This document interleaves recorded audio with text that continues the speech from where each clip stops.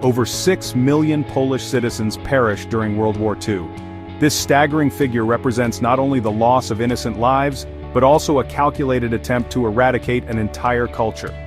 Hitler's ambitions in Poland extended far beyond territorial conquest.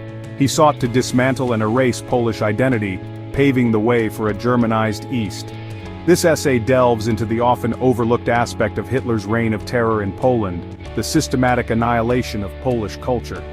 The invasion of Poland in 1939 marked the beginning of this cultural genocide. Hitler's regime, fueled by a toxic ideology of racial superiority, viewed the Polish people as an inferior race, an obstacle to their grand vision of a greater Germany. This twisted belief system fueled a campaign of terror and oppression designed to break the spirit of the Polish people and eradicate their cultural heritage. From the outset, the Nazi regime implemented a series of policies aimed at dismantling Polish society and culture.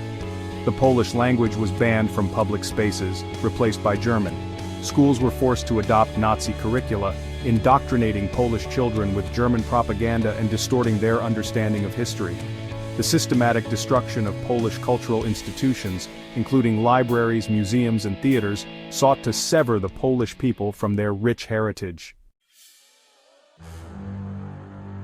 Hitler's vision for Poland differed significantly from the outright extermination he envisioned for the Jewish population.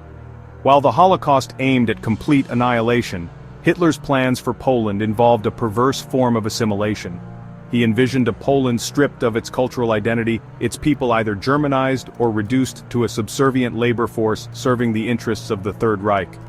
This plan, outlined in the Nazi Generalplan Ost, detailed the forced resettlement of millions of Poles and the enslavement of those deemed racially suitable for labor.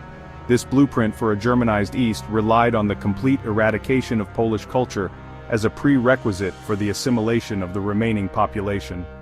Central to this plan was the destruction of the Polish intelligentsia. Teachers, artists, writers, and academics were systematically targeted, arrested, and often executed. The Nazis understood that a nation deprived of its intellectuals would find it infinitely more challenging to resist or rebuild its cultural identity. Concentration camps, initially established to imprison political opponents and dissidents, quickly evolved into instruments of terror and cultural annihilation.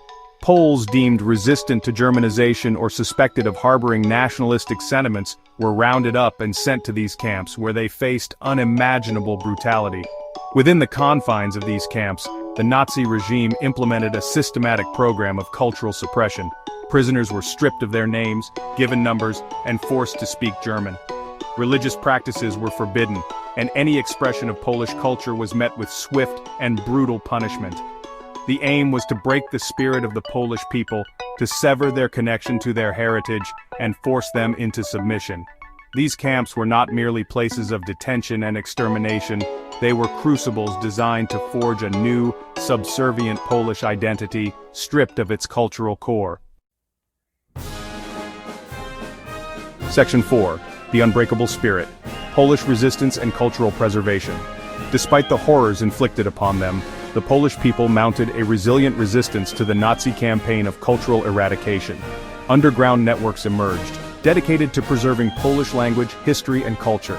Secret schools were established, risking discovery and certain death, to educate Polish children and keep their heritage alive. Artists and writers continued to create in secret, documenting the atrocities they witnessed and keeping the flame of Polish culture burning even in the darkest of times. The Polish Home Army, the largest resistance movement in Nazi-occupied Europe, played a crucial role in protecting Polish cultural treasures and sabotaging Nazi efforts to destroy them. Section 5. Scars on the Landscape, the Enduring Legacy of Hitler's Obsession. The scars of Hitler's obsession with eradicating Polish culture run deep. While Poland has made remarkable strides in reclaiming and rebuilding its cultural heritage, the wounds inflicted during the war continue to shape Polish-German relations. The systematic destruction of Polish cultural institutions resulted in the irreplaceable loss of countless artifacts, books, and works of art, leaving a void that can never be filled.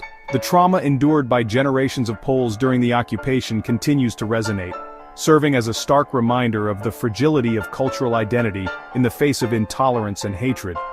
The legacy of this dark chapter in history serves as a cautionary tale, highlighting the importance of vigilance in safeguarding cultural diversity and the human rights of all people.